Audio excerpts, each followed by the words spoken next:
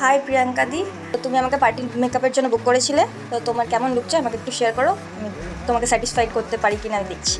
হ্যাঁ, আমার যে লুকটা চাই মানে একটু শাড়িটা যেহেতু আমার গর্জিয়াস, তো আমি বলবো যে একটু হালকা লাইট মেকআপ আমি পছন্দ করি। Okay.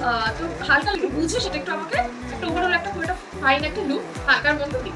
ওকে, দেখি চলো কতটা দিতে পারি। अपना लगता तू ही दिल तू ही मेरी रात कोई তো আজকের লুক, তো শন্টি দি কেমন লাগলো সে আমাকে জানাও।